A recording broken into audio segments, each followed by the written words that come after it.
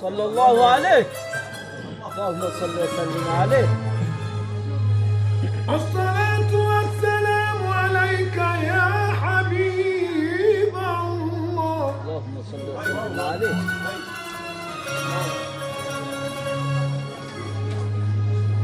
الصلاة والسلام عليك يا رسول الله. اللهم صل عليه. اللهم صل وسلم عليه.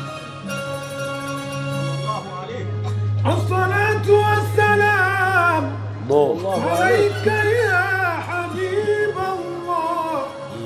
يا الصلاة والسلام عليك يا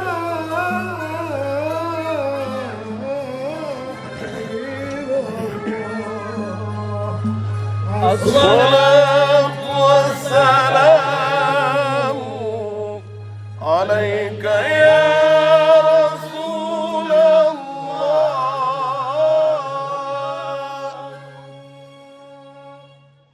الصلاة والسلام عليك يا حبيب الله. الصلاة والسلام عليك يا رسول الله. اللهم صل عليه.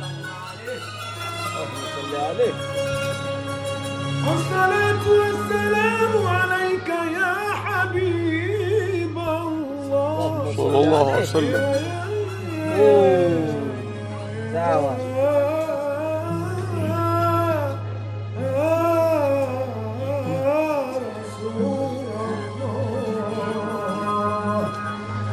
الصلاة والسلام عليك يا رسول الله.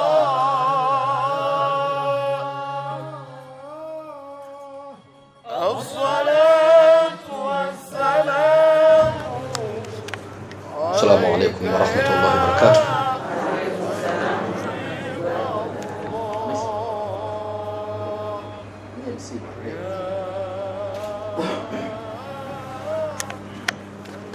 الحمد لله رب العالمين، والصلاة والسلام على سيدنا محمد صلى الله عليه وسلم المبعوث رحمة للعالمين. وبعد, kwa mara nyingine tena baada ya matangazo ya muda mrefu, ile siku ambayo tulikuwa tunasubiri kwa hamu, nadhani leo imewadia. Si nyingine isipokuwa ni kumpokea shekhe wetu wa mkoa, Sheikh Walid bin Sheikh Al-Hadi Omar Kawambwa, kwa makusudio mawili. Kwanza, kufanya uzinduzi wa mihadhara ya mwezi huu wa Ramadhani, lakini pia kufanya mada yeye kama yeye, ambayo kwa anwani namna bora ya kupokea mwezi mtukufu wa Ramadhani. Kwa hiyo walengwa ndio nyinyi akina mama ambao nataraji, wakina mama waliokuwa juu ghorofa 3 na mliokuwa chini, kuna skrini huko, inshallah mtapata ndani ya risali moja kumsikiliza shekhe, na mwisho wa kalima la shekhe utakuwa na maswali 3. Kwa inshallah mjiandae kila mtu na nafasi yake katika maswali. Baada ya kusema haya, basi inshallah nimkaribishe mudhir Sheikh Yahya Maarifa Avumbi kwa ajili ya Fatiha na dua. إلى حضرة النبي المصطفى صلى الله عليه وسلم. الفاتحة.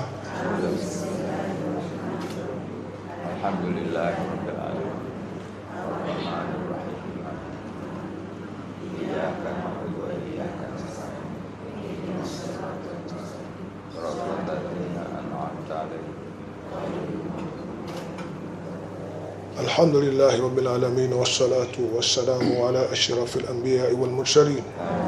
اللهم ربنا تقبل منا إنك أنت السميع العليم، تب علينا إنك أنت التواب الرحيم. اللهم ربنا أن توفقنا في الأقوال والأعمال لإخلاص النية. اللهم ربنا أن توفقنا في الأقوال والأعمال لإخلاص النية. اللهم ربنا أن توفقنا في الأقوال والأعمال الإخلاص النية برحمتك عزيز وغفار. اللهم ربنا آتنا في الدنيا حسنة في الآخرة حسنة وقنا عذاب النار. اللهم إنك عفو كريم تحب العفو فاعف عنا. اللهم اجعلنا فيه من المقبولين ولا تجعلنا فيه من المردودين ولا من المغضوب عليهم ولا من الضالين برحمتك يا أرحم الراحمين. وصلى الله على سيدنا محمد وعلى آله وصحبه وسلم. الحمد لله رب العالمين. Tunahitaji utulivu wa hali ya juu. Rudia tena mwenye simu yake basi inshallah weke vibration. Aliyekuja mbele yetu Sheikh wa mkoa ni mlezi wa kituo hiki. Kwa hiyo nyinyi wanafunzi wa madrasa hii anasema na wanafunzi wake inshallah. Sheikh Walid, karibu sana.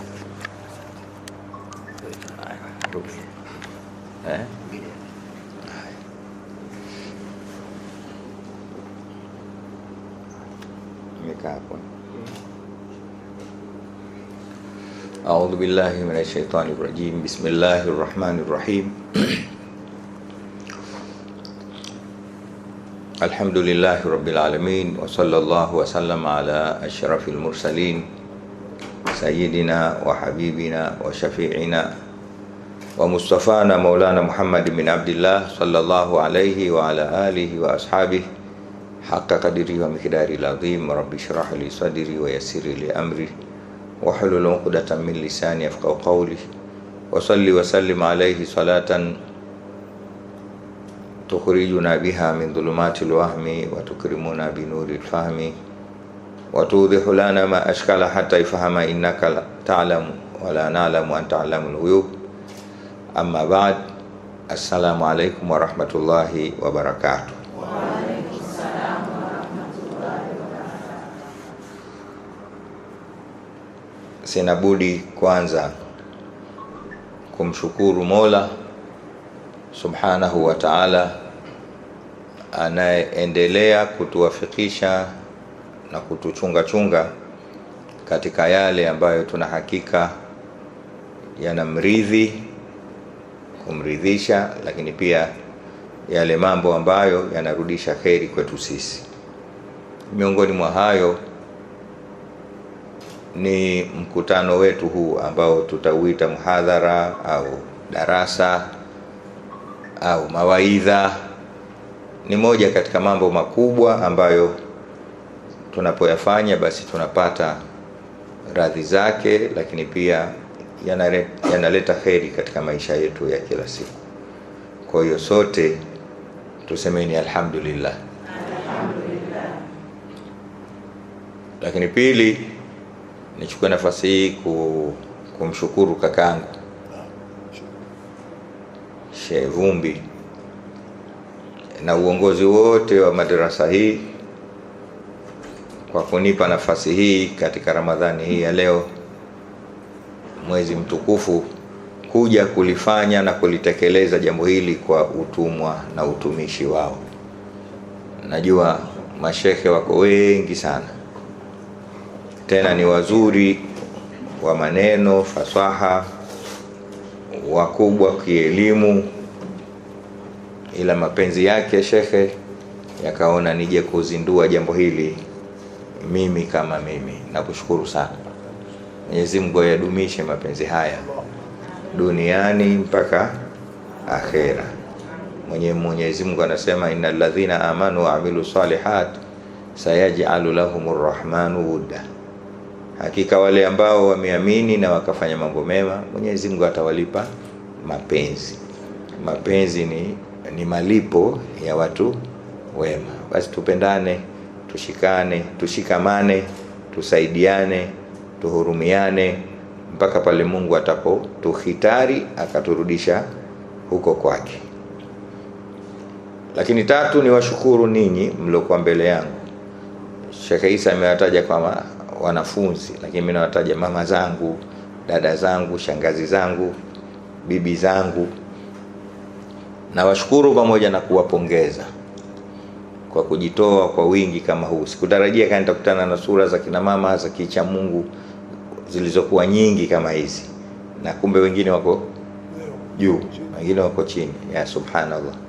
Nawapongeza sana kwa kujitoa katika kipindi hichi kigumu, kipindi cha harakati, kipindi ambacho sio sana kuwaona watu wakiyakimbilia mambo kama haya, hususan wakati wa mwezi wa Ramadhani. Najua mna kazi nyingi sana za kuitayarisha Ramadhani kiibada, lakini pia katika mambo mengine ya kimwili na kiroho. Pamoja na wingi huo, mkaona hapana, mmejitoa kwa kiasi hiki.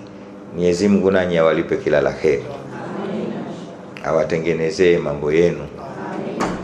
Kila aina ya zito Mwenyezi Mungu alifanye jepesi, la mbali au la karibu, la mchana au la usiku.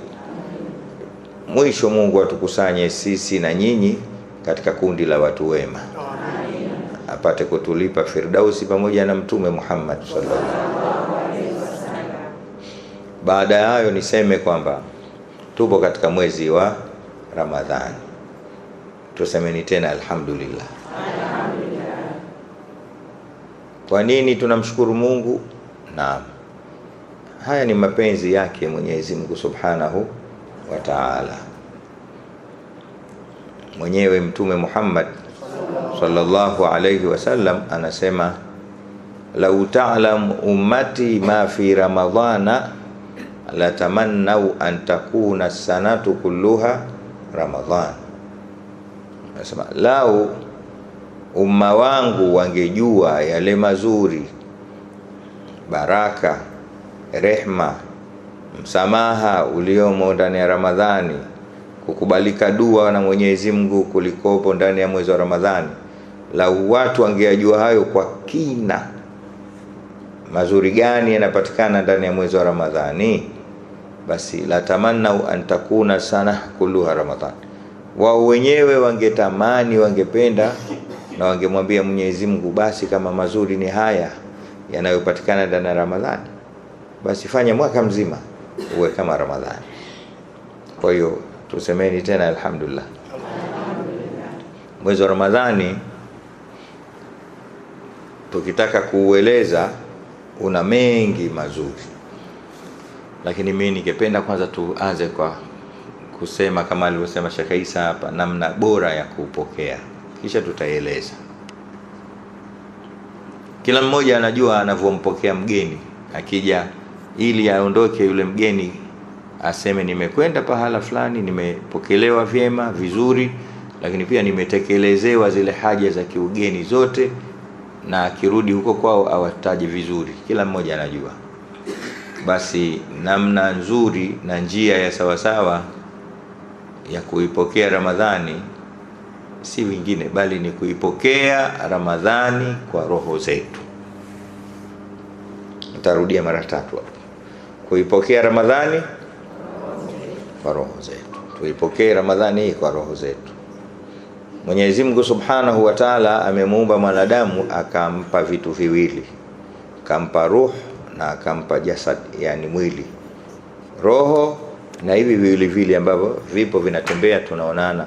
Ukimwona mtu kwa haikali yake unajua huyu fulani, kwa rangi yake huyu fulani, kwa sauti yake huyu fulani. Ule ndio mwili.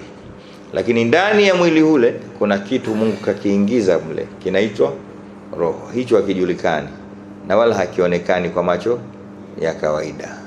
Yasalunaka anir ruh qul ruh min amri rabbi. Watakuulizia kutokana na roho, waambie hapana, mimi sijui roho. Roho ni katika mambo yake mwenyewe Allah Subhanahu wa Ta'ala.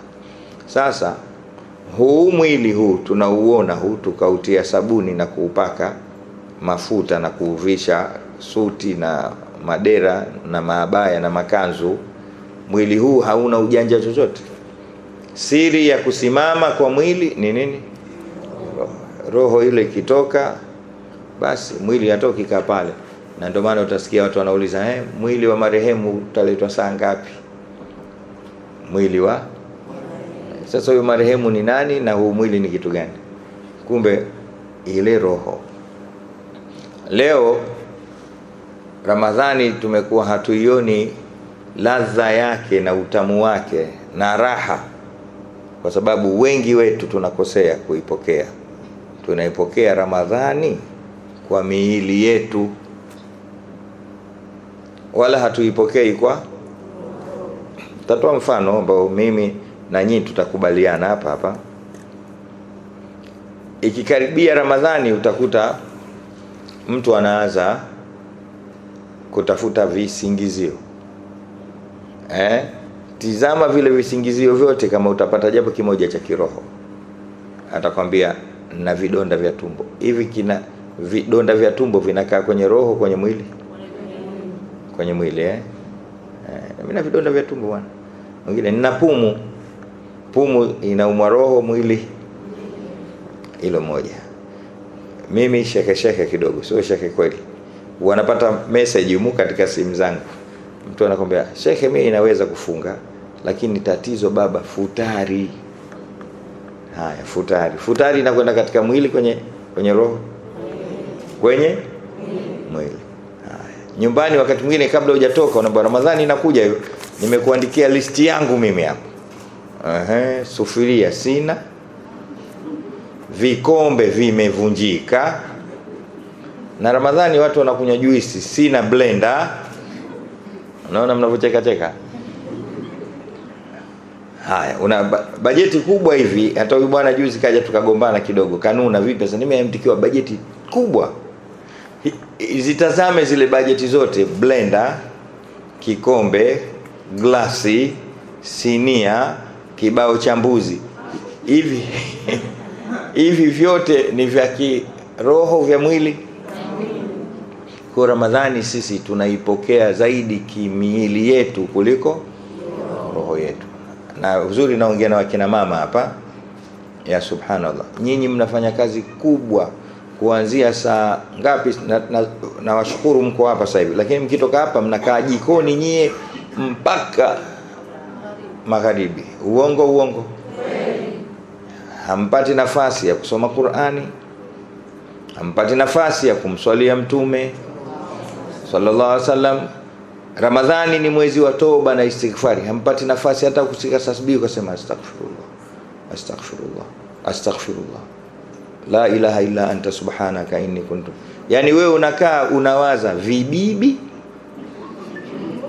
vipopo, sawa mkate unaoita hima wa sinia sijui au mkate wa kumimina. Na kama bwana mkubwa akaondoka akwambia mimi leo nataka njugu mawe na maharage, unajua anavokaa jikoni muda mrefu. Yani mawazo yako yapo katika mwili wako tu. Hii ni hatari na sio mapokezi mazuri ya nini, ya Ramadhani, kwa sababu umeutanguliza mwili kabla ya. Na Ramadhani inatakiwa utangulize roho. Roho nacho ni kiumbe, mwili ni kiumbe, kila kimoja kina matakwa yake. Kama unavyotaka kibibi cha mwili wako, jitahidi pia upate kibibi cha roho. Mnaanza kunielewa? Kama unavyohitaji sukari, chumvi ya mwili, basi ujue roho nayo ina sukari yake na ina chumvi yake. Ukikamilisha matakwa ya roho, basi ule mwili wenyewe ukitaka usitake unakubaliana na roho. Kwa nini? Kwa sababu roho ndiyo mwanadamu. Huu mwili ni nyumba tu ya kukaa yule mwanadamu. Sijui umeeleweka vizuri? Huu mwili wetu huu ni uongo mtupu. Humo ndani kuna kitu kinaitwa roho au nafsi. Hicho ndicho chenye mwili na ndicho kinachotakiwa kitangulizwe. Mmoja katika mashehe anasema hivi, na mimi namnukuu, anasema ya khadimal jismi kam tas'a li khidmatihi atatlubu ribha fi ma fihi khusranu inhadh ila ruhi wastakmil fadailaha fa innaka birruhi la biljismi insanu. Tumsalie Mtume Muhammad. Tena tumsalie Mtume. Anasema kwa uliza, kwa kushangaa, Anasema, ewe ndugu yangu unaye kwenda mbio kwa kuutumikia mwili na kiwiliwili chako, kam tas'a li khidmati, mpaka lini utapoteza muda wako kwa kuutumikia mwili? Mpaka lini? Maana kakaa katutizama sisi. Hata mimi ninaushika hii microphone sasa hivi, nimeamka asubuhi leo, kitu cha kwanza nimeenda kunawa uso. Hivi uso nikiosha, nimeosha roho, mwili? Narudia tena kuuliza, kabla ya kuosha uso nimechukua mswaki na dawa yangu, ima masizi au Colgate, nikakaa kwenye kioo hivi. Kwa ajili ya nini? Nikitoka hapo nitakoga, nikishamaliza kuoga nitatafuta taulo. Angalia vitu vyote, taulo, sabuni, kanzu, perfume kama ninayo, vyote ni vya nini? Anasema, mpaka lini unashughulikia huu mwili tu? Akauliza swali la kutisha, akasema, atatulubu ribha fi ma fihi khusran. Wewe vipi unatafuta faida kwa kitu ambacho mwisho wake ni hasara? Kwa nini? Maana huo mwili unaokupotezea muda kuuosha kunyoa vinywele hivi, vipoda poda kidogo, maperfume, mawanja, huo mwili mwisho ni hasara. Ni nini? Hasara tu. Kwa sababu hasara yake nini? Mtu akishakufa unapelekwa wapi mwili? Kabatini au semeni unaenda kufukiwa. Tunatafuta lugha tu ya tafsida ili tusionekane yani lugha ya tengeneza tunaenda kuzika. Ile kuzika maana yake tena hapo kwa hapo sheria inakwambia huyu akifa ataoza huyo. Hai asiharibu hali. Atatulubu ribha fi ma fihi khusran. Sawa? Ndio wanaokupenda wanaenda kukuweka kwenye friji kidogo. Binadamu unakaa kwenye friji kama samaki. Shevumbi mipa pale kwa pale nzikeni. Ile baridi ya kule sio nzuri.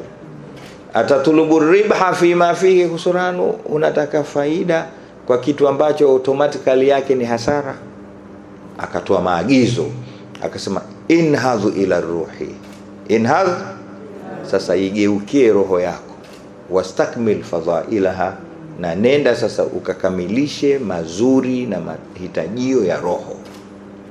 Kama vile ulivyokuwa una mswaki wa kinywa chako, sasa nenda katafute mswaki wa roho yako. Kama vile ulivyokuwa una sabuni nzuri ya kunukia ya kuosha mwili wako kuanzia uso wako, nenda sasa katafute sabuni nzuri ya suti ya roho. Yani sasa shughulika na roho. Kwa nini? Kwa sababu wewe unaitwa binadamu, fa innaka biruhi la biljismi insan. Wewe unaitwa mtu kwa sababu ya roho. Usijisahau na uzuri wake. Wallahi niwaambie mama zangu, ukiwa unatafuta matakwa na faida za kiroho, na mwili nao unakuwa hai zaidi. Huumwi wewe, huugui. Leo watu wote wanaumwa ugonjwa wa moyo kwa sababu roho wameisahau.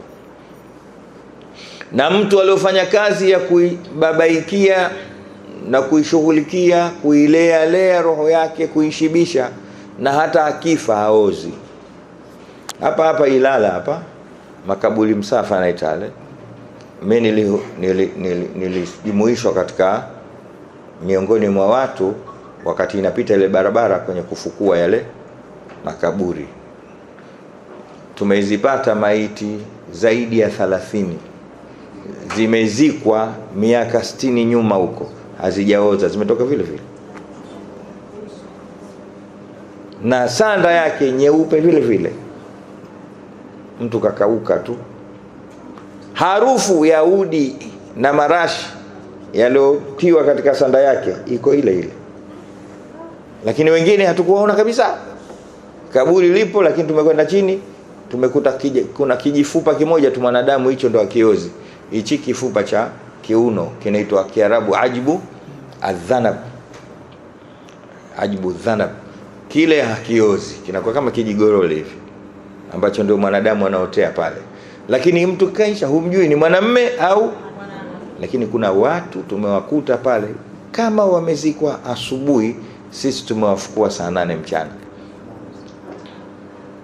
Mmoja tanda yake kidogo ilikuwa imechanika, videvu vyake vikadhihiri, tumeviona pia vina maji bado ya kuoshea. Nini?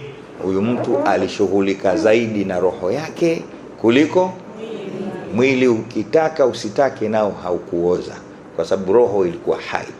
Ukiacha roho ikafa, na mwili nao unakufa pale pale. Kwa hiyo namna nzuri ya kuipokea Ramadhani wallahi ni kutanguliza zaidi matakwa ya roho, ili uione ladha za ya Ramadhani. Ndio utaona Ramadhani imekwisha bado unaifaji. Ni yapi matakwa ya roho katika Ramadhani? Ni ibada. Hakikisha Ramadhani yako inapita ikiwa na ibada nyingi sana. Tusemeni inshallah. Hakikisha Ramadhani yako inapita ikiwa na Qur'ani nyingi sana. At least kwa siku soma japokuwa juzu moja kama unaweza. Tusemeni inshallah. Nani anaweza kusoma juzu moja kwa siku? Asante mama. Juzu moja. Huwezi? Sura moja. Hiyo. Bismillahirrahmanirrahim. Idha jaa nasrullahi wal fathu wa ra'aita an-nasa yadkhuluna fi dinillahi afwaja fasabbih bihamdi rabbika wastaghfir innahu kana tawwaba. Irudie hiyo mpaka siku imeisha. Kesho Bismillahirrahmanirrahim, sura nyingine. Tabbat yada abi lahabin wa tab ma aghna anhu maluhu wa ma kasab sayasla naran dhata lahab wa imra'atuhu hammalatal hatab fi jidha hablum min masad. Unairudia mpaka siku inazama. Kesho kutwa qul huwallahu ahad. Kesho mtondogo qul a'udhu birabbil. Jiwekee sura moja tu. Isipite Ramadhani ikawa haina Qur'ani nyingi. Ni matakwa ya roho. Miongoni mahitaji ya roho istighfar. Rudia astaghfirullah. Na Mtume sallallahu alaihi wasallam ametuambia tufanye yale mambo manne. Tukithirishe kushuhudia ashhadu an la ilaha illa Allah. Umeelewa? Lakini pia tutake msamaha. Na tumuombe Mwenyezi Mungu pepo. Na tumuombe Mwenyezi Mungu kutuweka mbali na moto wa Jahannam. Vitu vingapi? Cha kwanza shahada. Cha pili kumuomba Mwenyezi Mungu msamaha. Cha tatu kumuomba pepo. Cha nne kumuomba Mwenyezi Mungu asitutie motoni. Ndio ile utakuta wazee wetu wametuwekea. Wenyewe tuwaona ndio kijimbo cha nini? Cha Ramadhani. Kama kijikaswida kinakuja special katika mwezi wa Ramadhani. Kila baada ya swala ashhadu an la ilaha illa Allah, moja hiyo ya pili nastaghfirullah, ya tatu nas'aluka aljannata ilahi, ya nne wa na'udhu bika minan nar. Ule mwimbo special katika mwezi wa Ramadhani. Yale ni maagizo ya Mtume Muhammad sallallahu alaihi wasallam. Ukae kila wakati ukisema maneno yale kila wakati. Sema yamekokotezwa na yametiliwa mkazo baada ya swala, kwa sababu baada ya swala ni miongoni mwa nyakati ambazo Mwenyezi Mungu anajibu dua ya mwenye kumuomba. Kwa hiyo mashehe, maimamu utawaona baada ya swala assalamu alaykum warahmatullah, assalamu alaykum warahmatullah, wanaanza ashhadu an la ilaha illa Allah nastaghfirullah nas'aluka aljannata ilahi wa na'udhu bika Allahumma innaka afuwwun tuhibbul afwa fa'fu anna ya karim. Unayasema maneno haya kwa khushui na unyenyekevu, huku unajua unasema nini. Isiwe kama wanavyosema watu kwa fujo misikitini humo, vurugu. Shahadu la ilaha illa Allah nas'aluka aljannata ilahi. Ile ni dua kwa khushui, unamnyenyekea Mungu, unamwambia Mungu nashuhudia uwepo wako. nastaghfirullah, nataka msamaha wako, mimi ni mwanadamu dhaifu, nimekosea kwa kutokujua Mwenyezi Mungu. Kama mwanadamu kuteleza ni wajibu, kwa hiyo nastaghfirullah. Tena nas'aluka aljanna, na kuomba pepo, wa na'udhu bika minan nar, na najikinga kwako na moto wa jahannam. Siwezi mimi, na waona ninavyowapika samaki wanavyoungua, kesho nikaungue mimi. Ya Rabbi, rudia masaa 24, na baada ya swala unatilia mkazo, kwa sababu wakati ule kun fayakun. Haya ni mambo ambayo ukiyafanya itakuwa umeitekelezea roho yake, matakwa yake. Qur'ani, salatu ala nabi, istighfari, sawa, unaomba pepo. Lakini pia kama anavyosema kitu kingine Mtume sallallahu alaihi wasallam katika hadithi aliyopokea Ubada ibn Samit kuhusiana na Ramadhani, anasema atakum ramadhanu shahrun mubarak, atakum ramadhanu, anasema imekujieni Ramadhani mwezi wa baraka. Sikiza hadithi na uende hapo, muhadhara utakuwa unafika mwisho ili nipate na nyie kuniuliza. Maki mimi mkiniacha hii speaker nasema sana. Hadithi moja itatutosha. Anasema atakum ramadhanu shahru mubarak, Allahu akbar, yakhshakumullahu fihi fayunzilu rahma wa yahuttu al-khataya wa yastajibu ad-du'a wa yubahi bikum malaikatahu fa'arullaha min anfusikum khairan fa inna ash-shaqiyya man hurima fihi rahmata rabbi. Tumsalie Mtume Muhammad. Hadithi hii inatuelezea nini Ramadhani, ni kitu gani? Na tukisema Ramadhani sharti mjue ni muda, kuanzia sekunde, dakika, saa, siku. Hizi siku zinakuwa imma 29 au ndio Ramadhani. Ni muda wenyewe. Mashekhe wanatuambia kuna vitu vinaitwa nafahati kwa lugha ya Kiarabu, nafahati kwa Kiswahili zawadi au vitunu. Unajua kitunu? Kuna kitu kinaitwa kitunu. Kiswahili cha kizamani, tatizo sasa hivi Kiswahili vya zamani vyote vimesaulika, vimefutika. Kitunu ni kile kitu ambacho, kwa mfano mimi nilikuwa na bibi yangu mza mama, Mungu amrahamu, Bibi Amina binti Juma. Alikuwa anakaa huku Buguruni, Vingunguti, Ilala, na ndo alonlea sana mpaka watu wengi walikuwa wanajua ndo mamangu mzazi, sababu ndo nilofanana naye bibi yangu. Sasa huyu bibi alikuwa ananipenda sana, alikuwa na kawaida kila siku kunifichia vitu chini ya mchago wake. Hampi mtu yoyote mpaka nikitokea mimi. Naweza kaja wewe kumwambia bibi, mimi leo bwana sina, anakuambia sina. Mkaja 10 mpaka 15 mpaka 20, lakini kiingia mimi hata kama simuombe anambia funga mlango hapa. Nikifunga anambia haya, tazama huku chini huko. Nikitizama nikitoa nakuta $1, $2. Kitu kama kile ndio kinaitwa nini? Kitunu. Yani anapewa mtu special. Sawa Kitunu ni akiba ya mtu ambayo haitumii ila kwa mwenyewe, akitokea shevumbi. Tena naangalia asije wakamuhusudu. Hamna mtu huko. Haya, chukua baba. Unapewa. Kile ndio kinaitwa. Sasa kitunu kwa lugha ya Kiarabu inaitwa nafahatun. Vikiwa vingi nafahat.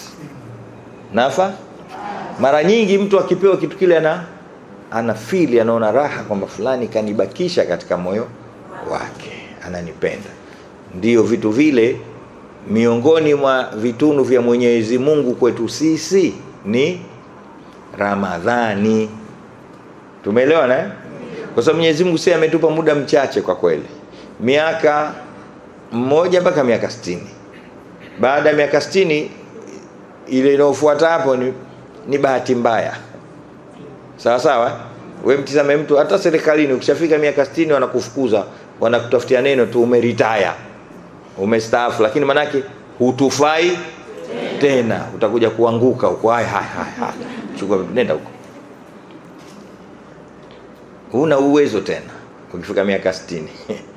Kwa hiyo natafuta wadogo wadogo wenyeweza kuchangamka. Sasa hata sisi Mwenyezi Mungu ametupa kupitia kwa Mtume Muhammad sallallahu alaihi wasallam umri wetu miaka 60. Anasema a'maru ummati ma baina 60 wa 70 wa qalilun ma yatajawazu dhalika. Umri wa watu wangu ni kati ya miaka 60 na 70. Wachache tu ndo watavuka hapo, wachache. Mungu atujalie sisi katika wachache. Maana maisha matamu jamani. Hamnaonaje? Maana hata kama una njaa unataka ufe, ubaki tu.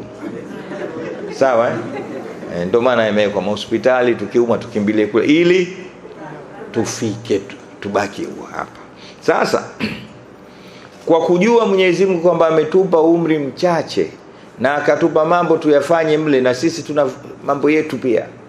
Mwenyezi Mungu anatutaka lakini na sisi watoto wetu wanatu, kama mwanamume mkeo anaku, kama mke mumeo anaku, lakini majirani, kama walimu, wanafunzi, kama wewe kiongozi wa serikali, raia, ili mradi huku kuna Mungu, huku kuna huyu.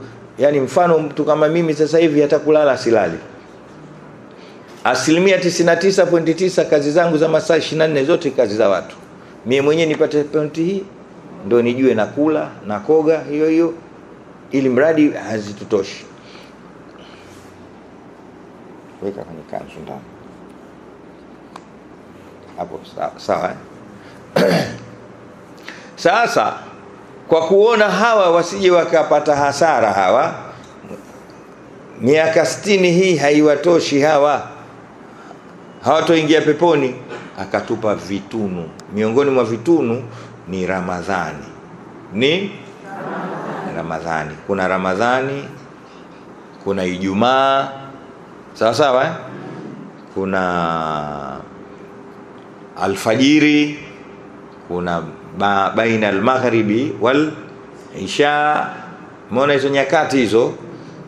Kuna Lailatul Qadri, zipo yani zipo time ambazo ukibahatika kuzifanyia mambo mema unapata zaidi na zaidi. Kwa mfano usiku wa manane kuanzia saa 8:30 au saa 8, inategemea jiografia ya huko ulipo, mpaka alfajiri, kipande kile ukiweza kusimama usiku ukamwomba Mwenyezi Mungu, ukafanya ibada au pale, thawabu unazipata ni kubwa zaidi, ni nyingi kuliko ukizifanya katika wakati mwingine. Na mwenyewe anakuambia Mtume Muhammad sallallahu alaihi wasallam, kipindi kile Mwenyezi Mungu anakuja kila siku usiku wa manane, anakuja anauliza, nani anayetaka nimpe? Nani anayetaka? Nani anayetaka nimsamehe? Yupi mgonjwa anataka nimponye? Kila siku mpaka kiyama kitasimama. Mtume sallallahu alaihi wasallam anasema, fa idha stata'ta an takuna mimman yaqumu fi tilka sa'a fakun, ikiwa utaweza wewe kuwa ni katika wanaojumuika kutumia wakati huo, inuka. Na wallahi niwaambie mmoja, mimi maneno ndugu yenu, mimi usiku naamka namwambia Mungu, tena kwa Kiswahili kabisa, wala sisemi Kiarabu.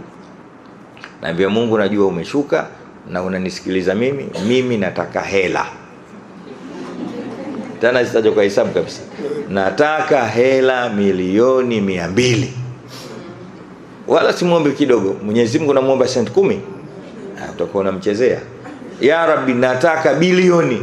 Sasa mwenyewe atatizama bilioni na khairi na mimi, au kwa sababu uzuri wa dua yote Mungu anaikubali, lakini anakupa yenye khairi. Anaweza kama nikimpa bilioni huyu atanunua mtaa wote wa Buguruni. Upewi, unapewa kitu chenye khairi na wewe. Lakini naizungumzia wakati ule unaitwa kitunu, usiwache kuutumia. Wala usihangaike wewe, si kwenda kwa shekhe, nenda tu kama kwa shekhe Vumbi akutilie fata, akufanyie dua, lakini mwenyewe usiku tumia. Amka, koga, anasema tatajafa junubuhum anil madaji yad'una rabbahum mpaka mwisho. Kila siku nyosha mikono yako, wala usifanye mambo mengi sana. Amka asubuhi iwe usiku, swali rakaa zako japo ngapi? Alafu ukikaa chini lete istighfari nyingi, astaghfirullah astaghfirullah astaghfirullah, tanguliza kumswalia mtume sallallahu alaihi wasallam mara hata 100 500, kisha lete istighfari nyingi, unamuomba Mungu msamaha kwa kila kosa ulilofanya unalokumbuka. Mungu, mimi nilisengenya, mimi nilikuiba, mimi nilifanya hiki, ya Rabbi ni ubinadamu nisamehe. Ukishamaliza mwambie Mwenyezi Mungu, mimi mja wako nataka hiki hiki hiki, watoto wanisikilize mimi, mume wangu mimi hatuelewani, biashara zangu zinadoda, majirani mimi sina mvuto kwao. Sema kila unachokitaka pale, wallahi wa billahi nakwambieni mnapata, ili mradi tuwe na kitu kinaitwa talaqatu nafsi, kwa msaada wa ule muda. Mnanielewa mama zangu? Haya, hiyo inaitwa nafahati. Sasa miongoni mwa nafahati, narudia tena, ni muda wa mwezi wa Ramadhani, siku ima 29 au 30. Siku hizi Mwenyezi Mungu amezifanya ni siku za ajabu katika maisha yetu, anatuzidishia malipo. Kile kidogo ambacho ungekifanya katika siku za kawaida unapata thawabu ngapi? 10. Mfano, Bismillahirrahmanirrahim, kila herufi moja katika Bismillahirrahmanirrahim inanipa thawabu 10. Lakini Bismillahirrahmani hii moja ukisema ndani ya Ramadhani, kila herufi moja inakupa thawabu 70. Huoni kama sisi wenyewe tunajitakia balaa sisi wenyewe? Hiyo upati katika siku nyingine isipokuwa ndani ya Ramadhani. Siku za nje sana, Bismillahirrahmanirrahim, kila herufi moja thawabu 10, na unapanda daraja 10, na unasamehewa madhambi 10. Lakini hii bismillah hii ukiisema ndani ya mwezi wa Ramadhani unaipata kila herufi moja thawabu 70, daraja 70, unasamehewa dhambi 70. Haya, kuna haja tena ya kuingia motoni hapo? Ila mwenyewe tena ukijitakia. Ndipo Mtume Muhammad akasema, atakum Ramadhanu shahru mubarak, imekujieni Ramadhani mwezi wenye kubarikiwa, mwezi wenye baraka. Unajua baraka? Bahati mbaya wanadamu sasa hivi sisi tunataka vitu. Tunataka, yani kila unaimuona haja yake ni vitu. Simu ni kitu kama mimi nikipata simu 17 macho matatu. Haya. Miwani, kama mimi mwenyewe napenda saa, ni vitu hivyo. Vitambaa hivi, kanzu, vizibao, watoto, wake, majumba, magari, mashamba, mifugo, majahazi, hivyo vyote ni nini? Kwa hiyo kila unayemuona hamu yake kupata. Hapana. Inatakiwa ukiamka asubuhi hamu yako kupata baraka. Kwa sababu pata vitu vyote, ikiwa havina baraka sawa sawa na hakuna. Tumsalie Mtume Muhammad. Pata kosa vitu vyote, lakini ukiwa na baraka wewe ndio una kila kitu. Leo dunia yetu leo nawaambieni ina vitu vingi kuliko dunia ya wazee wetu. Hapa Buguruni tu. Hivi nyumba za sasa Buguruni ndio za miaka 30 40 nyuma. Zipi zilikuwa bora kati ya zile na hizi? Yaani nyumba kama hii ilikuwepo huko nyuma? Madrasa kama hii ilikuwepo huko nyuma?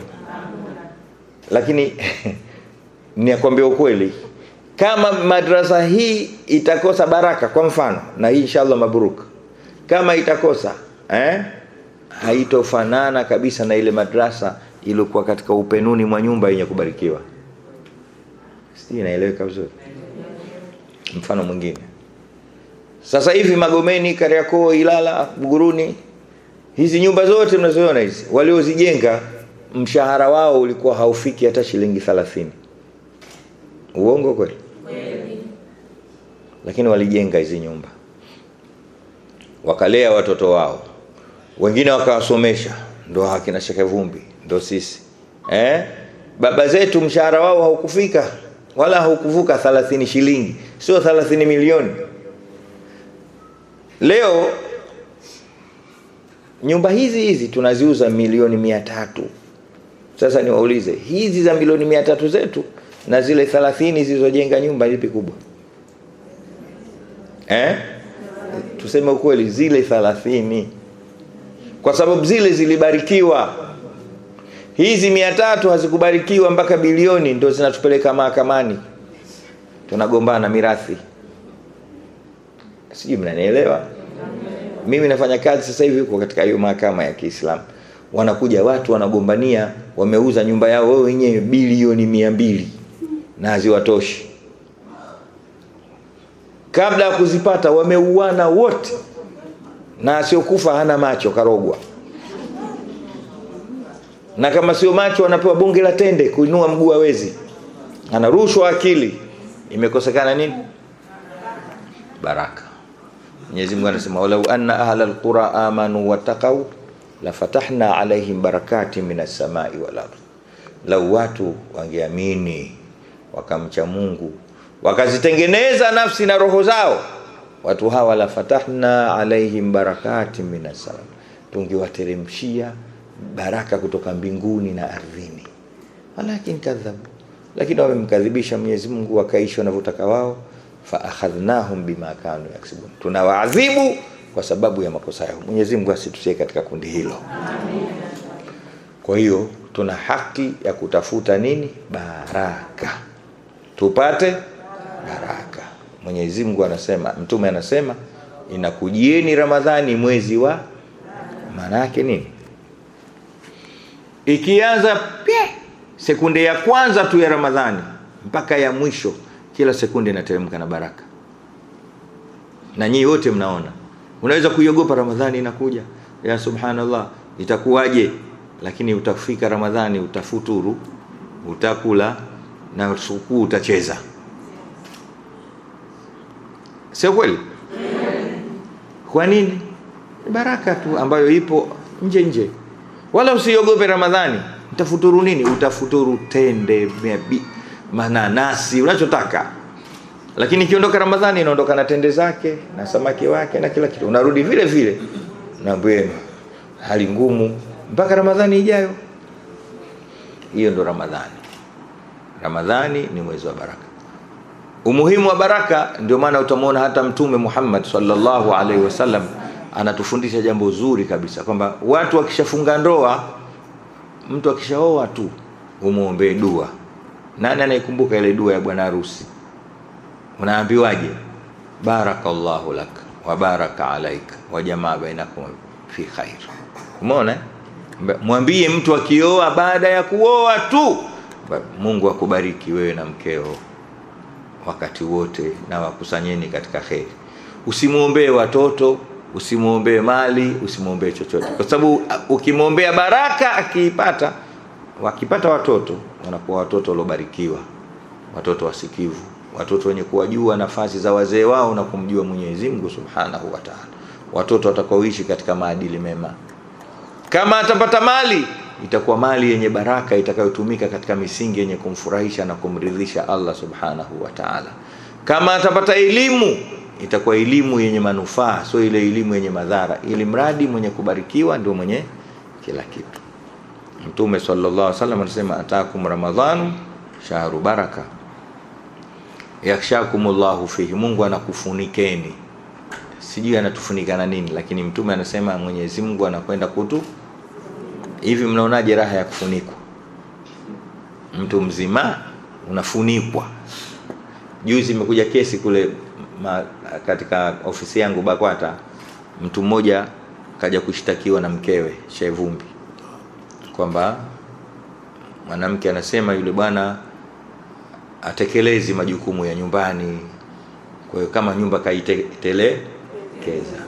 Kwa hiyo mwanamke anasema mimi nimechoka, Sheikh fanya kila kinachowezekana, kadhi anipe talaka yangu. Kukaa na mwanamume asionihudumia mimi siwezi. Tukamwandikia barua, yule bwana akaja, umeshtakiwa, mkeo hapa anasema humhudumii, uangalie mambo ya nyumbani, nini tatizo? Akasema ndio. Yule mwamba akasema ndio, hana kosa lolote, lakini huyu siku hizi anifuniki huyu. Yani analilia kufunikwa. Hamisi, unafunikwa? Masha. Sasa huyu anataka kufunika na mkewe. Mtume anasema ndani ya mwezi wa Ramadhani Mwenyezi Mungu ndo anakufunika. Mwenyezi Mungu atufunike katika Ramadhani. Fayunzilu rahma, anasema Mwenyezi Mungu anateremsha rehma. Rehma ya Mwenyezi Mungu, Mtume sallallahu alaihi wasallam anasema ana rehma 100 Mungu. Mungu ana rehma 100 rehma zake. Moja tu ndo aloiteremsha duniani tangu siku aliyoumba mpaka leo mpaka siku ya kiyama. Hii ndio hii unaoiona tumegawana. Hata ukimwona paka anamnyonyesha mwanawe ujue ni katika sehemu ile rehema moja ya Mwenyezi Mungu. Ukimwona njiwa anamlisha mtoto wake ujue ni moja katika rehema ile. Ukimwona mama anamchukua mtoto wake anambembeleza anampa titi lake ujue ni katika rehema ile. Hii huruma hii yote iliyogawanwa ulimwengu ni rehema hii. Mwenyezi Mungu ana zingine 99 amezihifadhi, zote anaziteremsha ndani ya mwezi wa Ramadhani. Fayunzilu rahma, Mungu aturehemu. Lakini ndani ya Ramadhani Mtume sallallahu alaihi wasallam anasema Mwenyezi Mungu yahutul khataya, anafuta makosa. Ya salam, kuna kusamehe makosa kitu kingine na kufuta makosa ni kitu. Inaeleweka vizuri? Unaweza ukamsamehe mtu lakini hujafuta kosa lake. Sasa nimekusamehe lakini kila kitu unasema mshenzi ile nitukana wewe umesamehe hapa huja. Mwenyezi Mungu husamehe na ufanyaje? Yani anasamehe na hakuna kabisa. Hilo halipatikani ila ndani ya mwezi wa Ramadhani. Yahutul khataya. Mwenyezi Mungu atufutie makosa yetu. Kingine wayastajibu dua. Mwenyezi Mungu ndani ya mwezi wa Ramadhani anakubali maombi. Mama zangu niwaambie, kukubalika dua sio kitu kidogo. Sharti ya dua ya mtu kukubalika kwa Mwenyezi Mungu lazima yeye asiwe na madhambi. Kuna daraja za kupitia. Madhambi yako namna mbili. Kuna mtu kafanya madhambi kamkosea Mungu na kuna kufanya madhambi umemkosea mtu mwenzio. Haya lazima yafutike kwanza. Usiwe na makosa baina yako wewe na Mungu na wala usiwe na makosa baina yako wewe na waja. Ndio kinyanyua mikono unapata. Lakini kuna mtu aliosalimika katika sisi. Ima umemkosea Mungu au umemkosea Mungu na watu wako. Ndio dua zetu unaona hata hapa hazivuki. Kila siku Rabbana atina, na macho umefunga Rabbana atina fi dunya hasana. Haiendi popote kwa sababu una vitu vinazingira ile dua yako. Una makosa baina yako wewe na Mungu na una makosa baina yako wewe na wenzio. Kwa hiyo cha kufanya ili dua zako zikubalike, kwanza waambie wenzio jamani nisameheni mimi. Wawe hawana kinyongo na wewe. Kisha umwambie Mwenyezi Mungu nisamehe nawe yawe hana kinyongo na wewe. Ukiomba pale ndio wa idha sa'alaka ibadi anni fa inni qaribun ujibu da'wata da'i idha da'ani. Lakini ndani ya mwezi wa Ramadhani hayo hayapo. Anafungua milango ya kukubali dua hata kama una makosa yako huko nyuma. Kuna haja ya kuingia motoni hapo? Kuna haja ya kutoomba hapo? Jitahidi Ramadhani hii unatia maombi yako pale. Mimi nadaiwa vikoba, kausha damu imesimamia. Inaitwa hivyo? Mwambie Mungu mimi sirudi tena katika kausha damu, mimi kuishi kwa mipango ya riba sitaki. Kuna vikoba na mikoba, vitu vitu tofauti. Mimi Mswahili najua kuna na tofauti yake sinajulikana. Mikoba ni wale sisi Wazaramu vinyamkera vile. Sawa? Na vikoba hivyo vya hela. Kwa hiyo vyote vile tupa mwambie Mungu nitoe huko. Mimi mpaka leo bado natembea na hirizi Mungu, mimi hirizi yani. Mungu anifuta. Tuseme ni inshallah. Wayastajibu dua. Kingine wayubahi bikum malaikatahu. Mwenyezi Mungu ndani ya mwezi wa Ramadhani anajifakharisha kwa malaika wake. Anaambia malaika, nyinyi mlisema nisiwaumbe hawa, watakuja kumwaga damu, watakuja kufanya makosa. Watizameni wale pale. Wanasoma Qur'ani, wanamswalia mtume, wanaleta dhikri, wananikumbuka Mola wao, wananitaka msamaha. Hilo peke yake sio dogo, kwa sababu Mungu anatutaja mbele ya viumbe wengine. Na hakuna mtu asiyopenda kutajwa. Kila mtu anapenda asikie anatajwa vizuri.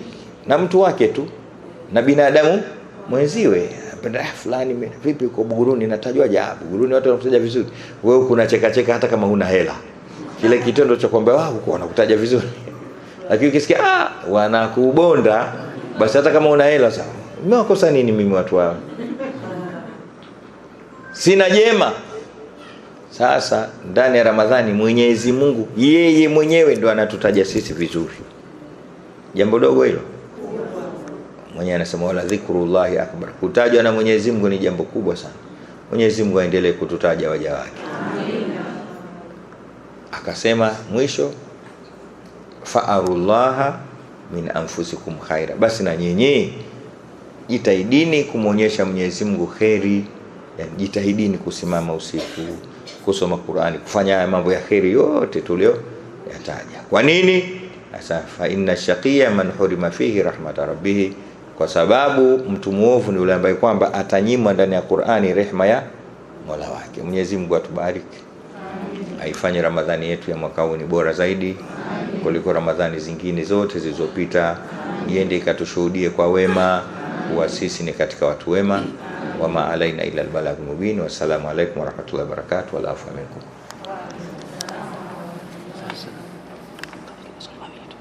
Hata matatu mawili. Wa alaykum salam wa rahmatullahi wa barakatuh. Tunakushukuru mlezi wetu, shekha wetu kwa mada hiyo umeeleka. Allah kubariki sana. Tuitike amin jamani. Amin. Hivi sasa ni wakati wa maswali, lakini tuna maswali mawili. Nitoe fursa swali la kwanza, la pili nimepokea chini huko. Wewe mwenye swali insha Allah. Haya, fursa ni hii. Bismillah. Kitendo cha kuwa kimya ishara kwamba mada imeeleweka au haikueleweka? Imeeleweka. Sasa swali la chini huku wanasema hivi shekhe, kwamba mtu kuswali salatu tarawih akaeka TV pale, yani kama vile ZBC2 live mtoro, na yuko anaswali, hii imekawa je, swala yake nasihi? Ni hilo tu. Yani mtu anamfuata imamu kupitia TV yake, yuko Mtoro, yuko Maka huko, au yuko kwetu Kisiju, inaswihi au iswihi? Hiyo haiswihi. Kwa sababu sharti miongoni mwa sharti za imamu na maamuma ni kukusanyika sehemu isiyozidi dhiraa 100. Dhiraa na dhiraa ni hichi kipande kutoka hapa mpaka hapa. Tumeelewana? Kwa hiyo haiswihi ala al-akal. Amna swali lingine? Bismillah. Assalamu alaykum wa rahmatullahi wa barakatuh. Wa alaykum salaam wa rahmatullahi wa barakatuh. Naomba kuuliza Mtume Muhammad katika uhai wake alifunga miaka mingapi? Mtume miaka mingapi au Ramadhani ngapi? Ramadhani ngapi? Ramadhani 9 tu. Mtume sallallahu alaihi wasallam alipata Ramadhani 9 tu, kwa sababu Ramadhani ilishuka mwaka wa pili tangu ahamie Madina, na pale Madina Mtume sallallahu alaihi wasallam aliishi miaka 10 tu. Kwa hiyo 10 toa moja, kwa hiyo Mtume sallallahu alaihi wasallam kapata Ramadhani 9 tu. Hata sisi wengine tuna nyingi kuliko za Mtume. Tumeelewa na lakini Ramadhani 9 za Mtume sallallahu alaihi wasallam zilikuwa ni Ramadhani bora sana. Kwa sababu moja ubora wake Mtume sallallahu alaihi wasallam ilikuwa kila siku anasimama, na ukishafika mwezi 20 au mwezi 19 anahama kabisa nyumbani, harudi tena mpaka mwezi uandame. Jambo dogo hilo. Na ilikuwa kila mwaka anasoma msahafu mzima, na mwaka ule wa mwisho alisoma misahafu 2. Lakini alikuwa akifuturisha, akitoa sadaka, akipokea wageni. Kama siku hizi zamani sisi tunazaliwa pia watu tulikuwa tunafuturu nje. Siku hizi tunafuturu ndani ya ndani. Inaeleka ndani ya ndani. Maana kule chumbani chini ya uvungu. Asante.